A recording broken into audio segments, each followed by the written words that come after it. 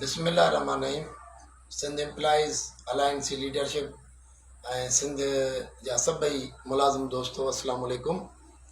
अॼु सिंध कैबिनेट जो जेको इजलास हो जंहिंमें एजेंडा में असांजा इश्यूज़ रखिया विया हुआ ऐं जेसिताईं मूंखे का डिटेल मिले मां तफ़सीली सिंध जे तमामु आला अमलदार सां ॻाल्हाए सॼी ब्रीफिंग वरिती आहे जंहिंमें पेंशन रिफॉर्म्स जा जेके नोटिफिकेशन 31/7/2025, 6/8/2025, 18/8/2025 ये टई नोटिफिकेशन मुअतल कया विया आहिनि जेके मुलाज़िमनि जो मुआशी क़तल हुया।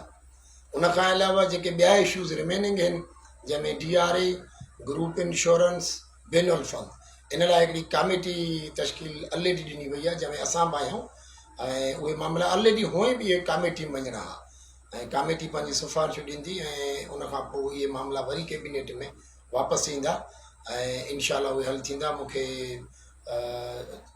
सिंध जे चीफ सेक्रेटरी साहिब साम्हूं राब्तो कयो, उन असांखे ॿुधायो त पार्टी जे चेयरमैन बिलावल भुट्टो ऐं मुराद अली शाह साहिब जेको असांजो चीफ मिनिस्टर आहे उन्हनि जो बि ज़ोर हो त इहे मामला मुलाज़िमनि जा हल थियणु खपनि।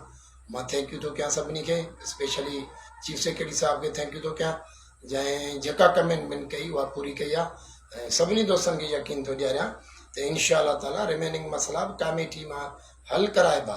तव्हां कंहिं बि ख़लफ़ शहर में न वञो ऐं उन खां अलावा सिंध गवर्नमेंट खे गुज़ारिश कई आहे चीफ सेक्रेटरी साहिब खे चयो आहे त कमेटी मीटिंग जल्दी रखी वञे ऐं असां सिंध एम्प्लॉइज़ अलायंस जी लीडरशिप जो इजलास तकिड़ो घुराईंदासीं।